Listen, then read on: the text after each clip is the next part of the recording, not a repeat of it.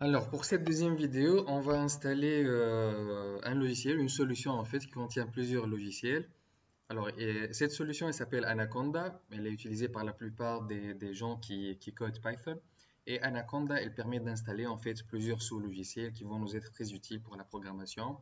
Bien sûr, des éditeurs de texte. On va voir tout à l'heure ce qu'on veut dire par éditeur de texte.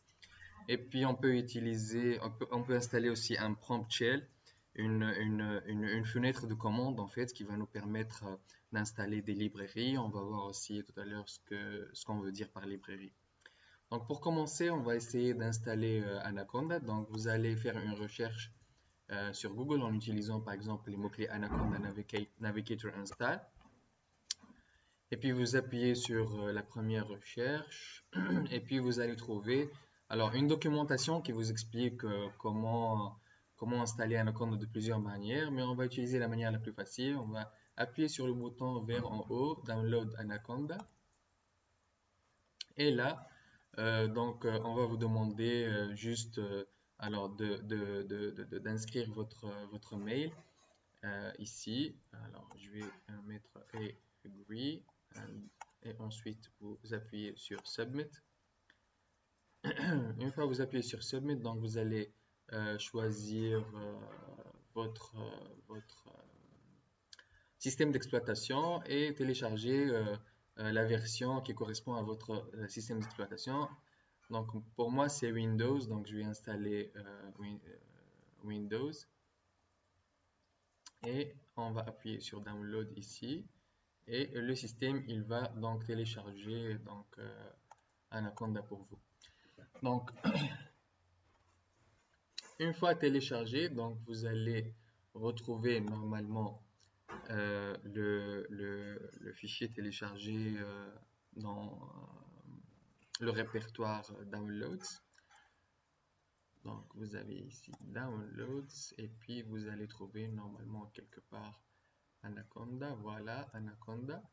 Vous allez appuyer donc sur ce programme auto-exécutable et vous allez suivre les étapes pour installer Anaconda. Donc voilà. Donc voilà, une fois vous avez installé Anaconda Navigator, vous allez le trouver bien sûr dans le menu.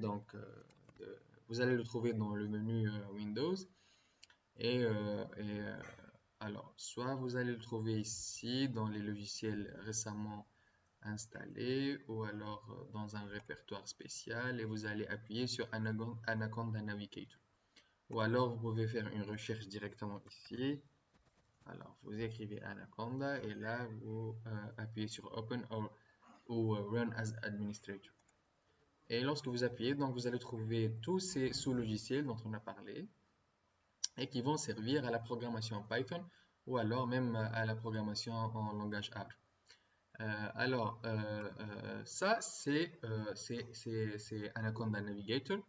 Et si vous remarquez bien, il y a ici le menu Home qui contient les sous-logiciels et puis un menu Environment. Donc on verra tout à l'heure aussi c'est quoi ce menu Environment. En fait, pour comprendre les environnements, il faut d'abord comprendre que Python, il fonctionne avec des librairies. Et que les librairies Python, donc, elles peuvent entraîner des conflits entre elles. Il y a certaines librairies ou certaines versions de librairies qui sont incompatibles avec d'autres, et donc c'est pour ça qu'on utilise des environnements. En fait, l'environnement, si on considère que les librairies, par exemple, c'est des personnes, l'environnement, c'est des maisons, et dans chaque maison, on va essayer de mettre des personnes qui sont compatibles les unes avec les autres, elles ne vont pas se chamailler ou se battre.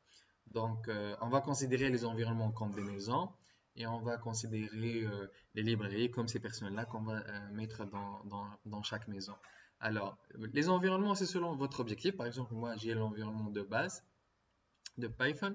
Et puis, j'ai un environnement que j'ai appelé Anaconda 3, Generative AI, qui contient des librairies qui peuvent être utilisées pour les Generative AI. Euh, un environnement medical et deux environnements pour le scrapping. Et donc, par exemple, ici, on va activer l'environnement, on va dire la maison base root.